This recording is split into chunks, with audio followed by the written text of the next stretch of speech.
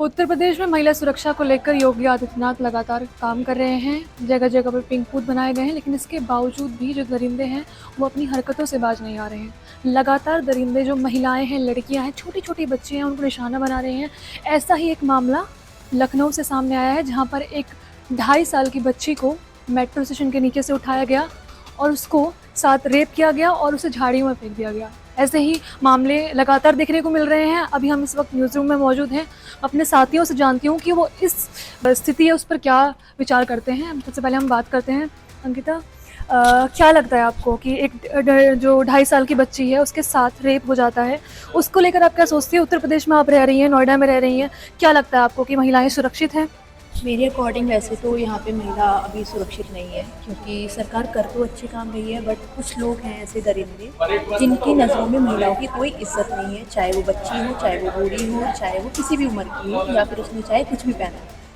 लोग कपड़ों को टारगेट बनाते हैं कि कपड़े ऐसे छोटे पहनते हैं। अब मैं ये पूछना चाहती हूँ कि 2.5 साल के बच्चे ने क्या पहना, ऐसा 2.5 साल के बच्चे ने क्या पहना था, ऐसा क्या दिख रहा था उन कपड़ों में जो उसने पहन रखा था जो उसका रेप हुआ। तो लड़कियों के कपड़े में, पहनावे में कोई फ़र्क नहीं है। लोगों की सोच घटिया है, लोगों की जो मेंटलिटी है वही घटिया है। तो हम उसमें बदल सकते हैं, और सरकार भी इसमें लोगों की मेंटलिटी तो नहीं बदल सकती। सरकार हमारे लिए अच्छी सुरक्षा का प्रबंध कर सकती है, लोगों की सोच बदल नहीं सकते ना वो। जैसे कि आप महिला है, तो जो महिलाएं हैं, जो हमें दर्शक हमें देख रहे होंगे, तो क्या लगता है आपको कि जो पेरेंट्स हैं उनको छोटे छोटे बच्चों को किस तरीके से रखना चाहिए और किस तरह से ध्यान देना मेरा चाहिए? पेरेंट्स के लिए एक ही राय है, पेरेंट्स को लेके, कि अपने बच्चों को ये ना समझे कि वो छोटे हैं बड़े हैं। जब वो अपनी 5-6 साल की उम्र, चाहे लड़की हो चाहे लड़की हो, दोनों को सेल्फ डिफेंस सिखाएं।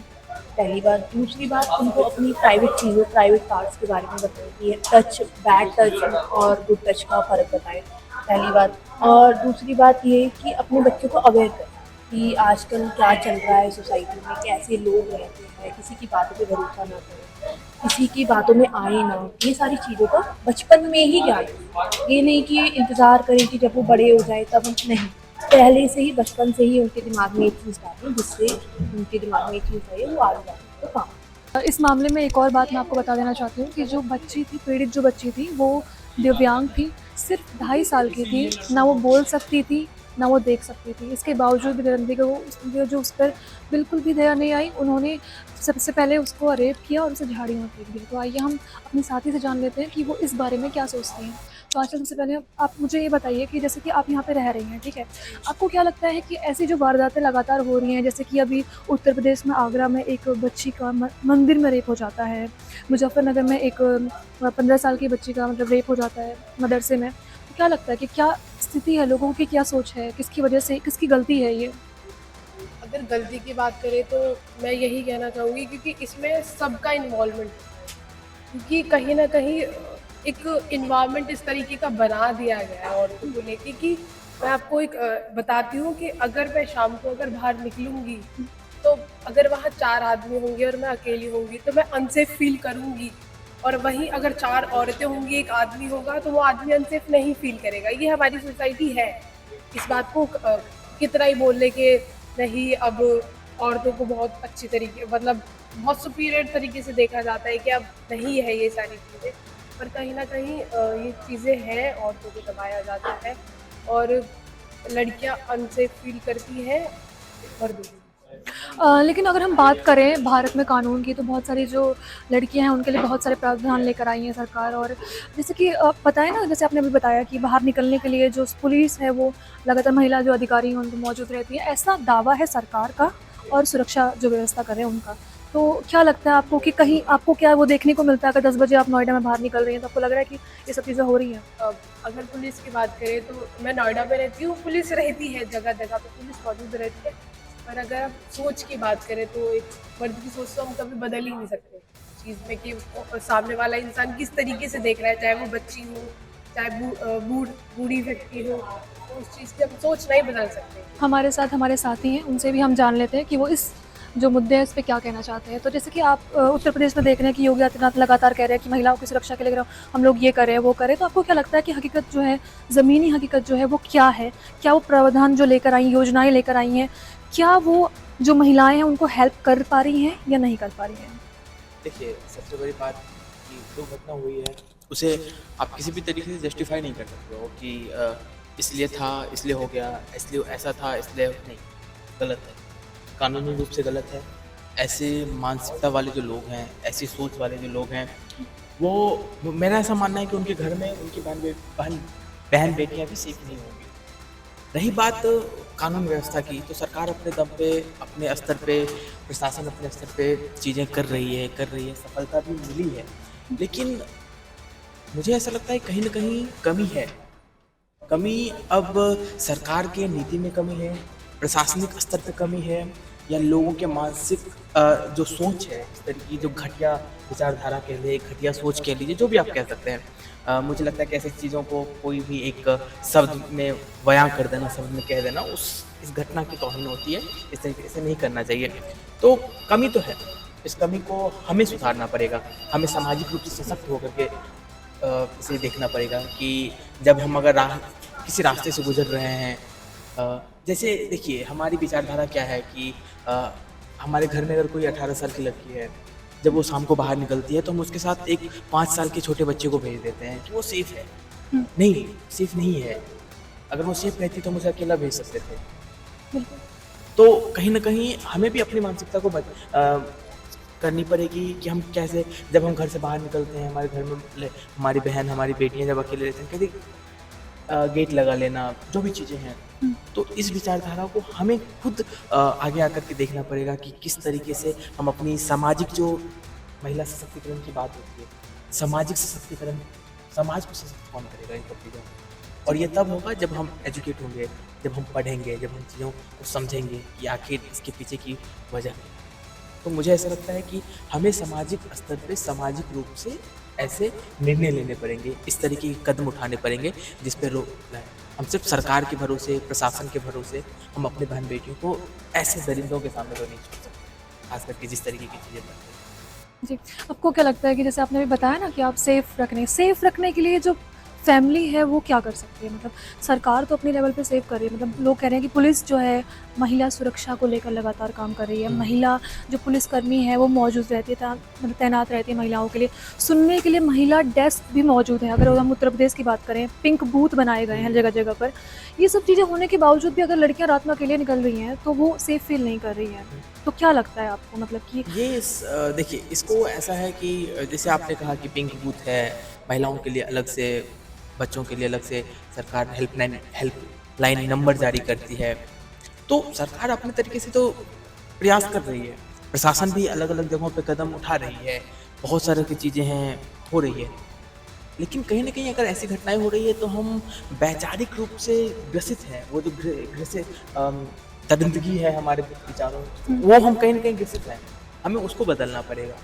ये कह देना कि छोटे कपड़े पहना है इसलिए 2.5 साल की बच्ची कपड़े से बाहर तो नहीं रहेगी मेरे हिसाब से। बिल्कुल। इस देश में 80 साल के बूढ़े औरत के साथ भी रेप होता है। जी। तो आप ये नहीं कह सकते पर्टिकुलर एज, वो हमारे, जब तक हमारे अंदर वैचारिक परिवर्तन नहीं होगा, जब तक हम वैचारिक रूप से सशक्त नहीं होंगे। ठीक है, आप महिला सशक्तिकरण कर लीजिए, सामाजिक सशक्त, सब कुछ जायज़ है। हम कब अपने विचारों को बदलेंगे? और मेरे हिसाब से वो तब बदलेगा जब हम पढ़ेंगे, जब हम समझेंगे। Thank you.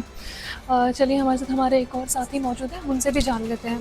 तो जैसे कि अभी आप घटना के बारे में हम जिक्र कर रहे थे अभी न्यूज़ रूम में, और सबने इसके बारे में बात करी, फिर हमने डिसाइड करा कि हम चलिए इस पे बात कर लेते हैं। तो जैसे हमने बात की कि भारत में मतलब जो महिलाएं हैं या बच्चियां हैं, उनके साथ रेप की वारदात जो होती है वो लगातार होती है। लेकिन आपको क्या लगता है कि हमारा देश जो है, जो बाकी देश से कितना अलग है? क्या लगता है कि वहाँ के जो प्रावधान है, वहाँ की जो कानून व्यवस्था है, वहाँ की जो सज़ा है, वो भारत से अलग है? और किस तरह से, मतलब क्या लगता है कि मतलब क्या वो कमियां हमारे देश में हैं? हमारे देश में कई कमियां हैं। अगर हम बात करें कमियों की, तो हमारे यहाँ का जो युवा प्रधान देश कहा जाता है, लड़की और लड़का एक समान की बात करते हैं, लेकिन यहाँ की मानसिकता हो चुकी है। सवाल ये नहीं है कि यहाँ पे रेप है, सवाल ये है कि कार्रवाई क्या की गई है। अगर एक दलित की लड़की हो या एक छोटे समाज की लड़की हो, अगर उसके साथ ऐसा कुछ होता है तो पूरा समाज जो है तो उसको निष्कासित कर देता है, मतलब उसका साथ नहीं देता है। और अगर यहीं पे बड़े लेवल में ऐसी कोई चीज़ होती है, वो उठती ही नहीं है, वहाँ पे दब जाती है। तो कहीं ना कहीं हमारे यहाँ की कानून व्यवस्था बहुत गंदी है, अगर बात उत्तर प्रदेश की चाहे योगी सरकार की हो चाहे कहीं की भी हो, तो गवर्नमेंट में भले यहाँ पे सरकार अपने तरफ से चीज़ें अच्छी करवा दे और पुलिस प्रशासन को बैठा दे, पर दिक्कत ये है कि हर जगह पैसों की बात होती है, पैसों पे दुनिया तुल जाती है। आखिर क्यों वो लोग भी क्यों रेप करके घूम रहे हैं? जी। क्योंकि जैसे दिल्ली के कांड की बात करें, निर्भया कांड हुआ था, तो आज कई सालों के बाद फिर भी उनको जो सज़ा मिली है, इसकी माँ को कितने सालों तक का वेट करना पड़ा है। जी। अगर हम बात करें सुरक्षा की, तो मेरा तो यही मानना है कि आपके घर आपकी बहन है, हमारे यहाँ और भी बहन बेटियाँ हैं, तो उनको ना कराटे सीखना चाहिए। खुद की सेफ्टी सबसे इम्पोर्टेंट है। डजेंट मैटर कि आप क्या कर रहे हो, अपने पास एक ऐसा हथियार जरूर लेके चलो। अगर आपके बॉडी में भी किसी ने टच किया, सीधे मारो। पुलिस का वेट ही मत करो, क्योंकि हम किसी और पर डिपेंड हो रहे हैं। जब इंडिपेंडेंट, जब मोदी जी कहते हैं कि आत्मनिर्भर भारत, तो हम भी आत्मनिर्भर बनेंगे। आत्मनिर्भर बन के अपनी सुरक्षा खुद कर लेंगे। पुलिस का आने का वेट थोड़ी ना करेगा। हमारे घर में कोई घर में घुस करके बहन बेटियों को ऊपर आएगा तो हम सरकार की जा करके अपने थोड़ी ना करेंगे। घर में घुस रहे तो उस समय सीधे शूटेड साइड हमारे ऊपर है, हम देख लेंगे। हमारे साथ हमारी सहयोगी रंजना है, उनसे हम जान लेते हैं कि वो इस स्थिति के बारे में क्या सोचती हैं। तो रंजना, जैसा कि अभी हम लोग बात कर रहे हैं कि 2.5 साल की बच्ची का रेप हो जाना, तो एज ए महिला, मैं भी महिला हूँ, आप भी महिला हैं, तो अगर हम सोचें कि हम सोचते हैं कि एक जगह पे एक लड़की का रेप हो जाता है, तो उसका जो फ्यूचर है उसको लेकर मतलब क्या कंडीशंस होती हैं? आपको क्या लगता है कि समाज उसको किस तरीके से देखेगा? उसके फ्यूचर के बारे में आप क्या सोचते हैं? देखिए, आज के टाइम में जो हमारे आसपास के जो इन्वायरमेंट है समाज को लेकर के, सबसे बड़ी बात यह है, घर वाले एक टाइम को सपोर्ट कर देते हैं, लेकिन जो हमारे आसपास के लोग हैं ना, वो उसका जीना कहीं ना कहीं मुहाल कर देते हैं। तो घर वाले परेशान नहीं करेंगे, कोई कुछ नहीं बोलेगा। घर वालों को परेशान कौन करेगा? बाहर वाले उसके बाद घर वाले उसके बाद प्रेशर में आते हैं। तो उसके लिए बहुत मुश्किल की चीज़ हो गई है। जैसे एज बताया बच्चे का 2.5 साल, ठीक है, तो उसको इस चीज़ के बारे में कैसे पता चलेगा? जब आगे जाके उसको घर के लोग बताएंगे, परिवार के लोग उसको बताएं, बाहर के लोग बताएं, उस बच्ची को तब जाके पता चलेगा कि उसके साथ में क्या हुआ है। तो अगर बेहतर यही होगा कि उसको कोई बताए ही ना इन फ्यूचर के लिए, क्योंकि अभी वो 2.5 साल की है, रेप क्या होता है उसको पता भी नहीं है। तो मेरे ख्याल से उसको नहीं बताना चाहिए आगे भी, और समाज तो खैर अपना मुंह बंद करके नहीं रख सकती है। तो जैसे कि अभी जिस टाइम पे ये सब कुछ हुआ है उस वक्त में बताया गया है कि एक मेट्रो स्टेशन के नीचे ये लोग सो रहे थे, मम्मी पापा, और बीच में बच्ची सो रही थी। उसको उठाकर बंदा ले जाता है और ये सब चीज़ें करता है और उसको छोड़ देता है झाड़ियों में। तो क्या लगता है कि कहीं ना कहीं पेरेंट्स की भी मतलब किस तरीके से सुरक्षा रखनी पड़ेगी, और क्या चीज़ें हैं, मतलब क्या लगता है कानून व्यवस्था इस बारे में क्या कर रही है, कितना काम कर पा रही है? धरातल पे जो योजनाएं लेके आते हैं महिला सुरक्षा को लेकर, क्या उतर पा रही है? कि मुझे ऐसा लगता है कि हम ऐसी जगह पे रह रहे हैं, भारत कहने को है कि बहुत आप स्वतंत्र हैं, लेकिन ऐसा कुछ भी नहीं है। यहाँ पे हम बहुत ज़्यादा, मतलब रात को 10 बजे के बाद से आप बाहर नहीं निकल सकते हो घर के, ये एकदम एक रियलिटी है। 10 बजे के बाद से अगर आप घर के बाहर निकल रहे हो, इसका मतलब है कि आप सेफ बिल्कुल भी नहीं हो। और इसके अलावा एक और बात, आपको नोएडा भी है, नोएडा की ही आप बात कर लो, 10 बजे के बाद आप घर से बाहर निकल रहे हो, ऐसा हो ही नहीं सकता है कि 2 लड़के बाइक से जा रहे हो आपको पलट के ना देखें, ऐसा हो ही नहीं सकता। एकदम मतलब कंपलसरी है ये चीज़। तो उसमें पेरेंट्स की भी लापरवाही है, उनको भी इस चीज़ का देखना चाहिए, और एजुकेशन भी बहुत ज़्यादा मस्ट है। तो इन सारी चीज़ों पर ध्यान देने की बहुत ज़रूरत है। तो बच्चों को सुरक्षा के साथ साथ लड़कों, मतलब जो घर में जो लड़के हैं उनको भी मतलब एजुकेट करने की ज़रूरत है। आपके कहने का मतलब ये है कि जब हम लड़कों को एजुकेट करेंगे तो आने वाले समय में उनको ये पता होगा कि ये चीज़ गलत है। ठीक है, धन्यवाद। तो आइए, हमारे साथ एक और हमारे साथी मौजूद हैं, उनसे हम जान लेते हैं कि वो इस स्थिति के बारे में क्या सोचते हैं। तो सबसे पहले बताइए, मतलब आपको क्या लगता है? आप एक लड़के हैं, आप बाहर निकलते हैं, आपकी भी बहनें होंगी, बेटियाँ होंगी, एक बच्ची के साथ लखनऊ जैसे शहर में ऐसे उठाकर मतलब एक तरीके से अपहरण करके रेप हो जाता है, तो उसके बारे में आप क्या सोचते हैं? क्या रीज़न है, क्या किसकी गलती की वजह से ये कुछ हुआ है? मेनली जो रीज़न है वो जनरेशन है, ऐसी जनरेशन ही है। लाइक पहले से तो हम बात करेंगे तो इंडिया सुधरा है, बट अभी मेनली जो सुधार लाना है वो लड़कों को लाना है। कि कहीं ना कहीं मेनली जो कहते हैं एक स्टेप अहेड होता है ना, वो लड़के ही उठाते हैं, और ऐसे करके वो पूरे लड़के समाज का नाम बेकार कर देते हैं। तो मेरी तो यही रिक्वेस्ट है कि हमें अपने बच्चे या अपने भाई, छोटे भाई या जिसको भी हम गाइड कर सकते हैं, जिसको हम समझा सकते हैं, जिसको हम अच्छा लेसन दे सकते हैं, उसको इन सब बातों में लेसन देना चाहिए। और हाँ, लड़कियाँ और जितने भी औरतें लोग हैं वो हमारी लाइफ का एक इम्पॉर्टेंट पार्ट है, तो उनकी रिस्पेक्ट और केयर करना बहुत ज़्यादा ज़रूरी है। और अगर ये सब हो रहा है तो स्ट्रिक्ट एक्शन होना चाहिए और कोर्ट को थोड़ा सा फास्ट ट्रैक करके ये केसेस चलाना चाहिए। मैं देखता हूँ तो रिजल्ट आते हैं साल 2 साल 10 साल। बहुत फास्ट हो जाता है। तो निर्भया के केस में क्या हुआ था, इतने साल तक आप वेट करते हैं फांसी देने के लिए, तो ऐसे केसेस को फास्ट ट्रैक चलाया जाए और जल्दी जल्दी फांसी दी जाए, क्योंकि हमें ज़रूरत है ऐसे। जैसे कि आपने देखा कि हमारे साथियों ने अपने अपने जो विचार हैं वो यहाँ पे रखे, और जैसे कि कुछ का कहना था कि जो महिला है उनको अपना ध्यान रखना पड़ेगा, कुछ कह रहे हैं कि जो पुरुष है उनको अपना ध्यान रखना पड़ेगा, कुछ कह रहे हैं समाज में बदलाव लेके आना पड़ेगा। जैसे कि आपने मामले के बारे में सुना, लखनऊ में छोटी सी बच्ची के साथ